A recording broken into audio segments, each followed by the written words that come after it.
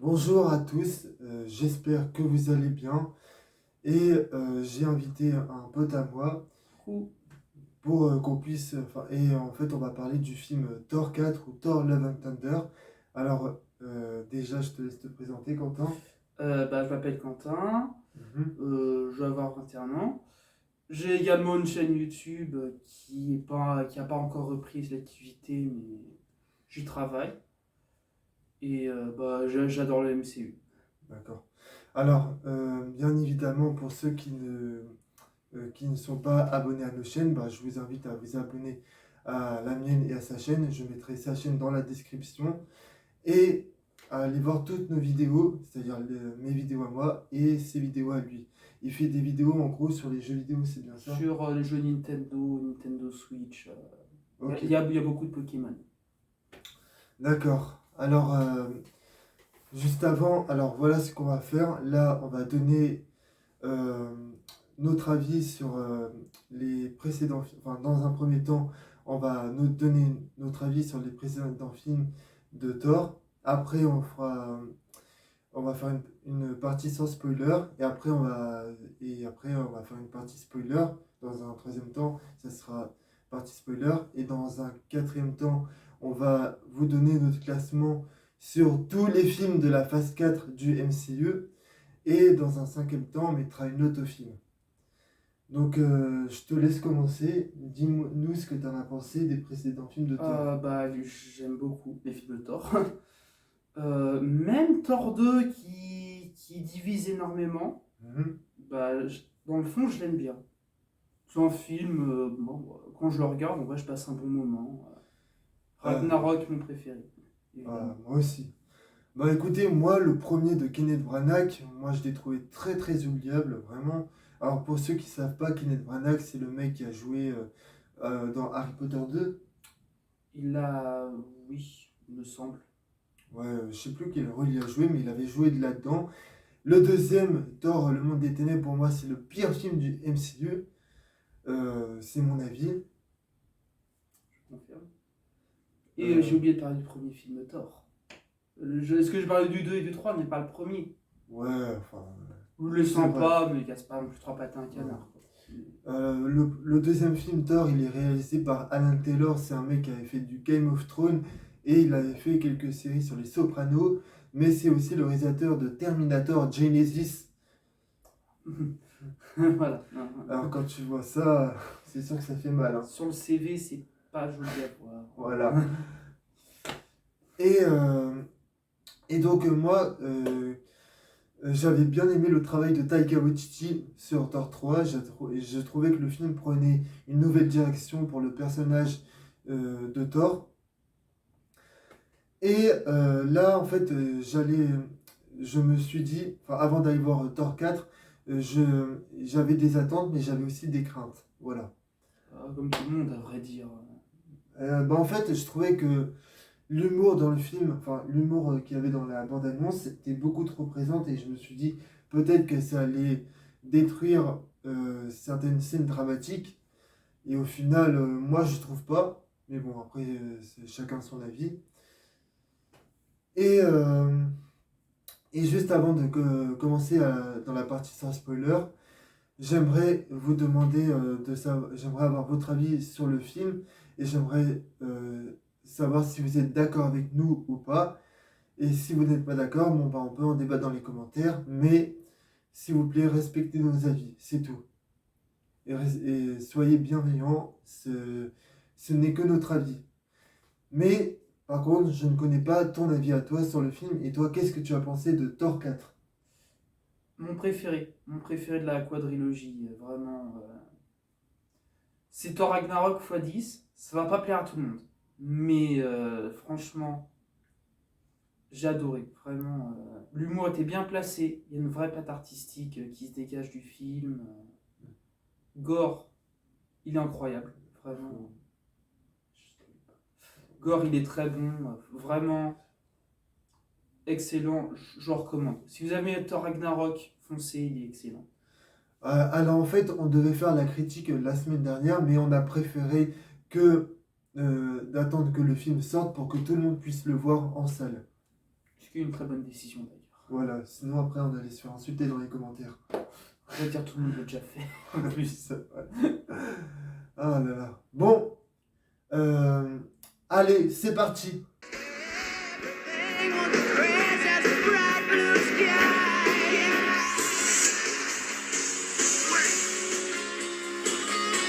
N'oublie pas ce que je te dis.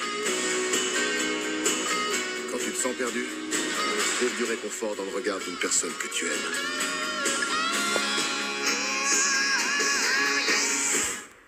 Non, pas moi. Quoi? Je t'écoutais, c'est tout.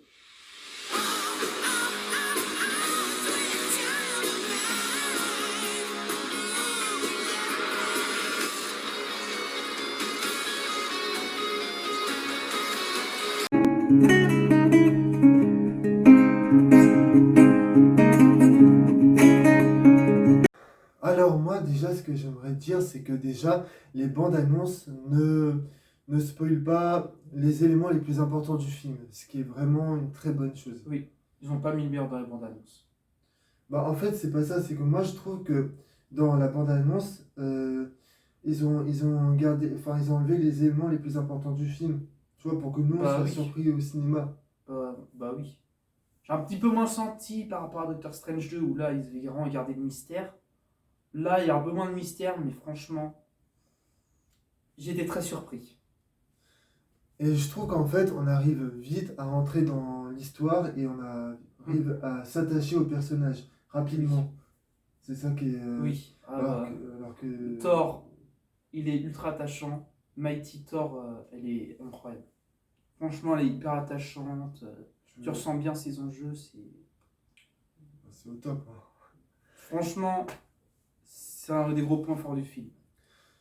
Et je trouve qu'en fait les scènes d'action ont une vraie fluidité et un vrai impact sur le film. Et c'est bien rythmé. Le film est bien rythmé, franchement. Bah, c'est vrai que contrairement à J'ai pas trouvé qu'il y avait des temps morts. bah, c'est vrai que contrairement à d'autres Marvel, les scènes d'action sont pas vraiment bien filmées, comme par exemple sur No Way Home. C'est pas forcément faux, mais franchement, sur Thor 4, les scènes d'action, ouais, c'est. Il y a vraiment un truc qui se dégage, quoi. C'est vraiment très très bon. Euh, Moi, ce que j'aimerais dire, c'est qu'en fait, déjà, moi, j'aime beaucoup le fait qu'ils ont fait revenir Nathalie Portman, parce qu'en fait, ça permet de combler certains trous et rajouter certaines pièces du puzzle. Et en fait, il y a énormément de questions qu'on s'est posées pendant de nombreuses années sur pourquoi Jane, pourquoi elle est plus avec Thor, pourquoi elle l'a pas revu depuis Thor 2. C'est depuis Thor 2 qu'on Et a en pas fait, vu. ben, là, ils vont nous apporter la réponse. Mais On vous spoile pas, pour l'instant. voilà, on ne spoile pas parce que Vous, après, vous découvrirez dans le film. voilà, c'est ça. Euh, Il y avait Gore, il est très très cool. Franchement, Christian Bale, il est excellent. ouais, moi, je trouve qu'en fait, Christian Bale, il a des intentions et des vraies motivations qui sont intéressantes. Puis même au niveau des émotions, Ah oui, il joue oh là. les émotions, mais Ah, il putain, est bluffant. Vraiment, ouais, c'est un des meilleurs méchants avec Thanos. peut-être pas, parce que t'as pas non plus l'impact. Enfin, on compte pas forcément que Gore, il est ultra dangereux, mais tu comprends ses motivations et clairement, le personnage est bien développé. Oui. Bah, en fait, c'est vrai que la plupart des Et méchants. il apporte aussi un côté, un petit peu, un côté horrifique au film. Bah, en fait, Ce qui est pas déplaisant. bah, en fait, c'est vrai que la plupart des méchants du MCU, bah, en fait, ils sont méchants, mais on sait pas trop pourquoi. Et là, en fait, je trouve que les méchants qu'on a eu dans Shang-Chi, dans celui-là, et dans Doctor Strange, deux, dans Doctor Strange 2, bah, en fait, ils Wanda, sont plus intéressants que ceux d'avant. bah, c'est pas des méchants plats et vides, quoi. C'est vraiment, ils apportent quelque chose, quoi. C'est Tu vrai. comprends les motivations, ils sont assez intéressants en plus, non, vraiment.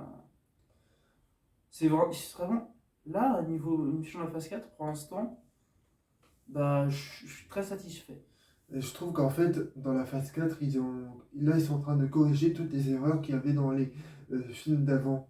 Bah, on est en pleine phase de transition en même temps. Faut poser de nouveaux enjeux, introduire des nouveaux méchants, et les Bah, développer. bah, je trouve qu'en fait, tu vois, Et c'est ils font bien ce boulot là, franchement.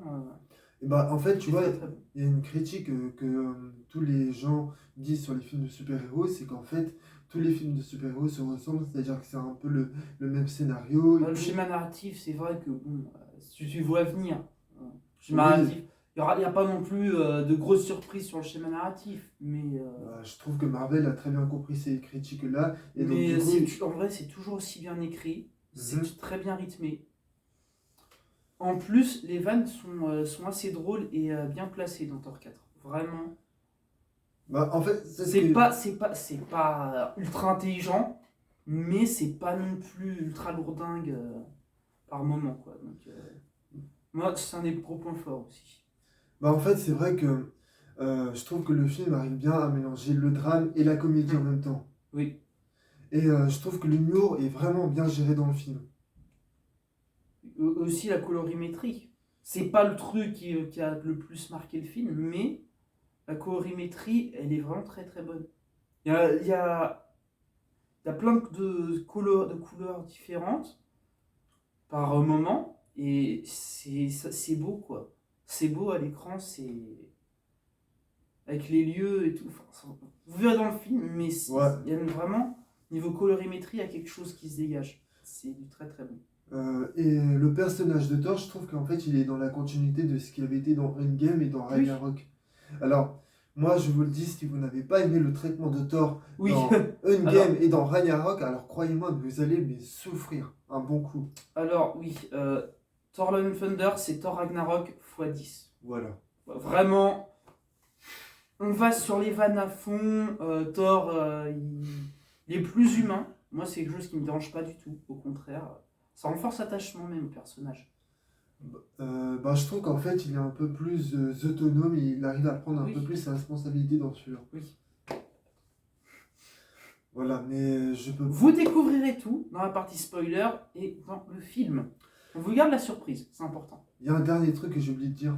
C'est qu'en fait, tu vois, Taika Waititi a réussi à injecter sa patte, son empreinte et son univers. Et ça se ressent. Certes, c'est un point qui va beaucoup diviser, mais c'est assumé quoi. Ah, C'est carte blanche, mais on y va à fond quoi.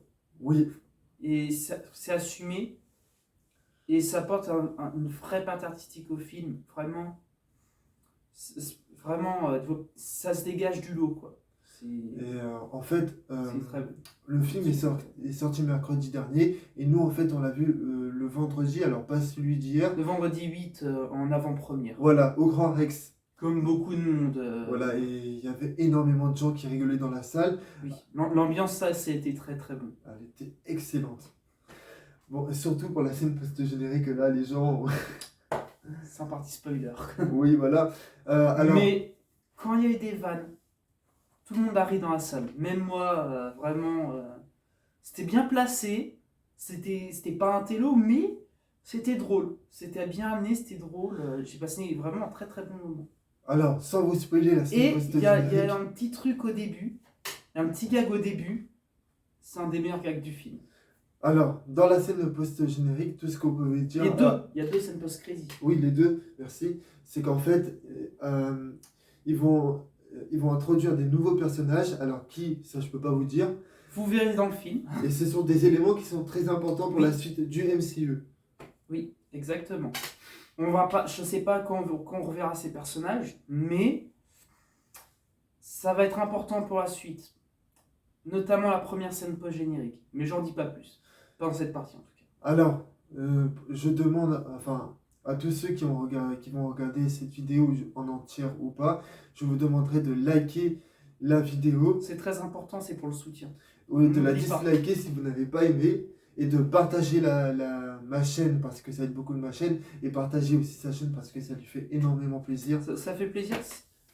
J'y mets du cœur. Ouais, je mets du cœur à l'ouvrage. Ouais, ça se voit. Donc, je pense que là on peut spoiler. Bah, je pense on peut passer en partie spoiler. Voilà. On a fait un peu le tour sans spoiler, autant Allez droit au but maintenant. On a fait ce qu'on pouvait, donc maintenant... Et vraiment, foncez voir le film. Allez, 1, 2, 3, on spoil. C'est parti.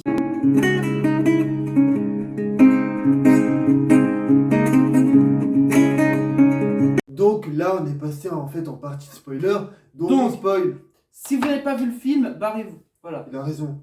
Parce que là, on va spoiler très sec. Alors déjà, moi, ce que j'aimerais dire, c'est qu'il y a le personnage de Valkyrie. Oui, Valkyrie. En fait, elle est là à toutes les scènes qui sont comiques, mais alors pour les scènes qui sont pas comiques, je trouve que c'est dommage qu'elle soit pas là. J'ai bien aimé le personnage de Valkyrie dans Thor 4, mais c'est pas mon personnage préféré. Voilà. C'est pas le personnage le mieux exploité du film. Alors déjà, il y a aussi les Gardiens de la Galaxie, mais qu'on voit 5 minutes Oui, bah, au c'est- début. C'est histoire de faire transition avec Endgame, pas non plus. C'est vrai que partir sur Thor tout seul, alors que. Oui, Enfin, c'est- Endgame, on a vu. Oui, avec les Gardiens. C'est juste pour nous montrer que c'est la suite Mais d'Avengers Endgame. en vrai, on les voit que 5-10 minutes dans le film, mais bah, ça suffit amplement en fait.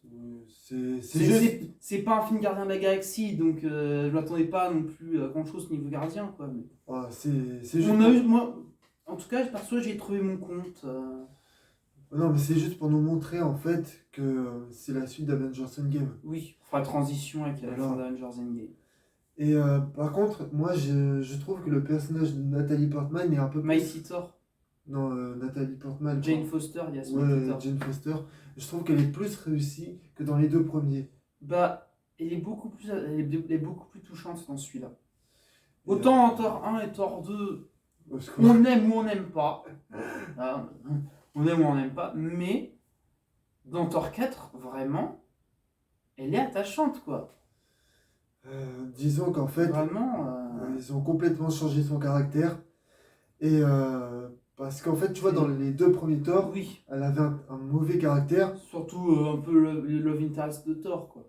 Pour dire, oh, regardez, Thor, il est amoureux d'une copine de quelqu'un, quoi. Mais bon. Oui, voilà. Ah bah, Et- c'était pas ultra attachante. Là, dans Thor 4, vraiment, on te développe bien le personnage. Elle est attachante, vraiment. Tu comprends pourquoi elle continue de se battre en étant en Mighty Thor, Mhm. sachant que derrière, elle connaît les risques, quoi. Elle sait, notamment à la fin, là on est en partie spoiler, donc voilà.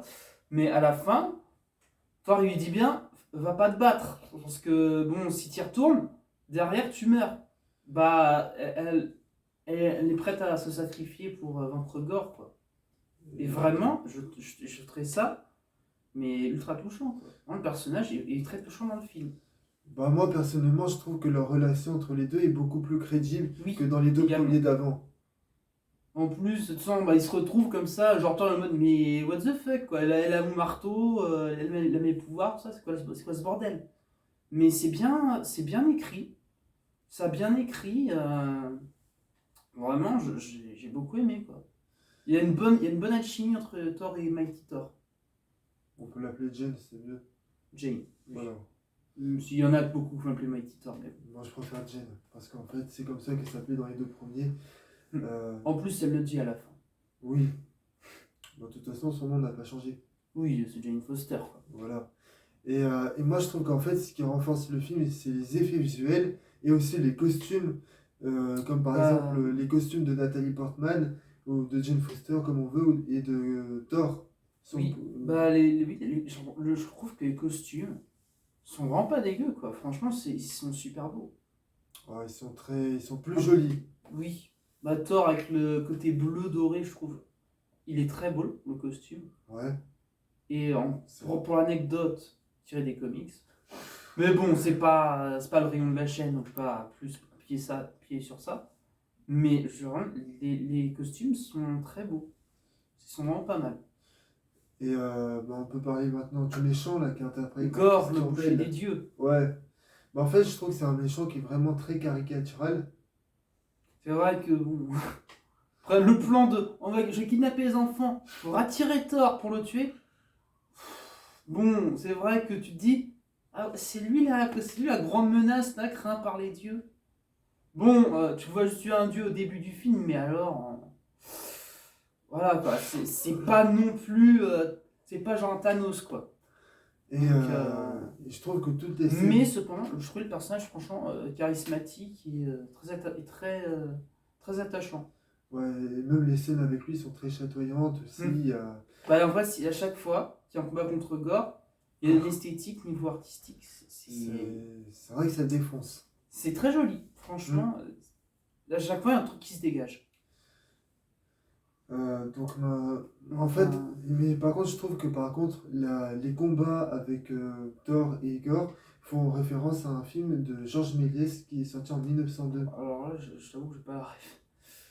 Et- Dans le Royaume des Ombres. Non, tu sais, les scènes en noir et blanc là. Bah, dans le Royaume des Ombres. Oui, voilà. C'est vrai que c'est une des meilleures scènes du film. Franchement. C'est. Il y a un jeu sur la couleur. Genre, ils sont en noir et blanc, mais genre quand Thor il lance ses éclairs, tout ça, bah, il y a la couleur qui ressort du costume. C'est super beau esthétiquement. Vraiment, C'est vrai, c'est vrai. c'est très joli. Donc, qu'est-ce qu'on pourrait dire je crois Bah, que... l'humour. L'humour et l'humour. En fait, je trouve qu'en fait, l'humour est le cœur du film. Oui, ça, c'est clairement un film humoristique, quoi. C'est pas un Doctor Strange 2 où c'est horrifique et tout. Là, il y a beaucoup d'humour. Donc, Ouais. si vous n'êtes pas fan de Thor Ragnarok, ça va être Ah, très vous- kitsch, ça va pas plaire. Mais C'est vrai. l'humour est pertinent, bien placé. Et vraiment, les chèvres dans le film, mais elles me font rire, vraiment. Au début du film, quand elles fracassent le vaisseau des gardiens, putain, mais. Ouais, j'étais mort de rire, vraiment. Non, Là. moi aussi. De la gauche, c'était trop drôle, vraiment. Puis même, genre, les blagues un petit peu cucul la praline, entre guillemets, Mhm. bah, c'était bien placé. C'était pertinent, c'était drôle. Moi, ça m'a pas du tout dérangé. Je pense que là, maintenant, on peut passer... on fait notre classement. Et les scènes post-crédit. Parlez vite fait des scènes post-génériques quand même. Vas-y, je te laisse en parler. Bah, en gros, les scènes post-crédit maintenant, très très hypantes pour la suite. Particulièrement la première, vraiment, ça tease du très très bon pour la suite. En gros, on y retrouve Zeus qui n'est pas mort et qui dit à son fils Hercule je me suis fait humilier par les Asgardiens, par Thor, je veux que tu règles son compte. Et c'est très hypant pour la suite. Particulièrement qu'on connaît le personnage. C'est vrai que quand on voit ça, on a envie d'avoir des grosses attentes pour la suite. Et le deuxième scène post-crédit, rapidement. Est-ce que ça tisse quelque chose pour l'instant? On ne sait pas. Mais j'avoue, j'ai crié à ce moment-là, en plus de la première scène post-crédit. Parce qu'en gros, à la fin, Jane meurt, mais elle est téléportée au Valhalla. Et elle arrive au Valhalla dans la deuxième scène post-crédit. Et bordel, la plus grosse surprise du film, le retour d'Heimdall. C'est vrai que quand on a vu Ah, moi j'ai crié. on a hurlé comme des malades. Ah, j'ai crié, c'était vraiment le truc, je m'attendais le moins à voir ça, quoi. Et vraiment, j'étais très content. Après, peut-être c'est une série sur Disney+, mais pour l'instant, je sais pas. Mais si ça c'est bel et bien une série sur Disney+, je prends. Je te propose qu'on fasse notre classement De- des films de la phase 4 du MCU. Oui, bonne idée. Tu commences par toi, hein, bien sûr. Évidemment. En premier, j'ai réfléchi, particulièrement pour le top 3. Et en premier, Doctor Strange 2, celui-là, c'est une masterclass. Vraiment, voilà, quoi. J'ai quasiment rien à redire. Allez voir ma critique aussi. Voilà. Allez voir ces critiques, elles sont très bonnes. Ouais, je te coupe. Oui, bien sûr. Alors, désolé. Alors, pour ceux qui veulent savoir ce que j'ai pensé de tous les films de la phase 4 du MCU, j'ai fait des critiques sur ma chaîne. Donc, il y a Shang-Chi, Black Widow, Widow, Shang-Chi, Eternals, Spider-Man No Way Home. Doctor Strange 2, Et voilà. c'est celle-là. Les critiques sont disponibles sur ma chaîne, donc allez les voir. Oui. Vas-y, tu peux continuer. Du coup, déjà mon top 3. En premier, Doctor Strange 2. Mhm. Vraiment une masterclass. rien à redire. En deuxième, Eternals, vraiment, bah, ça changeait complètement, mais c'était rafraîchissant. Vraiment, c'était bien, quoi. Enfin, passé un excellent moment. En troisième, Thor Love and Thunder. Clairement, Ok. le film, j'ai adoré. Le rythme est super, avec un temps mort, enfin, c'est assumé derrière le patte artistique, donc vraiment, voilà, top 3. En top 4, Spider-Man No Way Home. Voilà, parce que bah, Le fan service, j'attendais le film, et voilà, on a eu toi de ton on préféré, a eu c'était ce Tom qu'on Holland. voulait, et bordel, Toi, ton préféré, c'était Tom Holland. mon Spider-Man préféré, c'est Tom Holland, voilà. Et pour moi, c'est Andrew Garfield. Hein, pour ceux Mais qui voilà, ne quoi, savent vraiment pas. Spider-Man No Way Home, l'une des meilleures séances de cinéma de toute ma vie. Vraiment, j'ai adoré. Mhm. En cinquième, Shang-Chi. Vraiment, un gros coup de frais dans le MCU. Et en plus, pour avoir revu il n'y a pas si longtemps que ça, Mhm. bah, vraiment, c'est un très très bon film. Vraiment, il y a l'hommage vraiment au film hongkongais des années 80 qui fonctionne très bien et ça apporte une vraie patte artistique. Vraiment, c'est un des meilleurs films du MCU pour moi. En dernier, Black Widow, il est bien, mais c'est pas non plus un chef-d'œuvre, quoi. Osef, quoi. C'est un bon film d'action, pas prise de tête, quoi. Alors, Qui utilise 2-3 trucs sympas, mais. alors, moi, en première position, je vais mettre Doctor Strange 2. En deuxième, Thor Ragnarok. En troisième, je Non, mets... Thor Love and Thunder. Ah oui, Thor... Ragnarok, ça passera. Ah oui, pardon. De Thor 4. En troisième, je mettrai Shang-Chi. En quatrième, je mettrai Les Éternels. En cinquième, je mettrai Spider-Man No Way Home. Alors, Spider-Man No Way Home, quand j'avais fait ma critique, j'étais super content, voilà, parce que j'avais retrouvé Andrew Garfield et Tobey Maguire, mais surtout Andrew parce que moi, c'est mon préféré.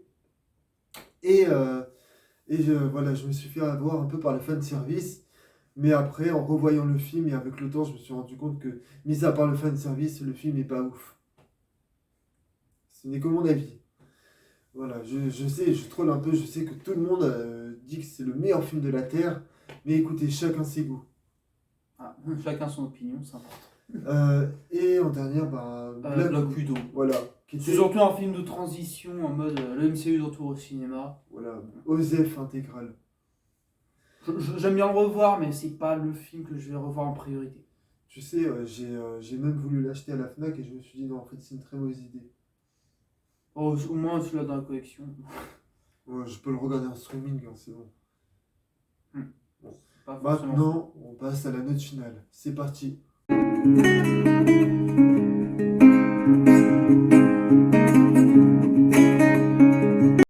C'est parti pour la note finale. Finale. Et voilà. Tu veux commencer par toi ou tu veux que je commence? Bah, commence. Je te laisse. À chaud comme ça, alors peut-être qu'avec le temps, mon avis changera. Ce sera un 18 sur 20, non, allez, 17. Bah, je dirais un bon 16 sur 20. Ok. C'est divertissant, c'est drôle, ça tisse des choses très intéressantes. Vraiment. Si vous regardez tous les programmes du MCU, ça tisse des choses. Voilà. Ok. Et franchement, c'était très fun. J'ai passé un excellent moment. Ça marche. Donc, moi, je vous dis à la prochaine pour de prochaines vidéos. N'oubliez pas ce que je vous ai dit. Abonnez-vous à sa chaîne. Et à Il sa fait du chaîne contenu aussi. de qualité. Vraiment. Et à sa chaîne aussi. Hein. Voilà, à nos chaînes. Et par contre, ah oui, il y a un truc que j'avais oublié de dire, c'est que lui, en fait, il a fait une critique sur Thor 4 Instagram. sur Instagram. Donc, je vous invite à aller voir sa critique à lui. Et on se retrouve pour de prochaines vidéos. Et salut à tous! Salut!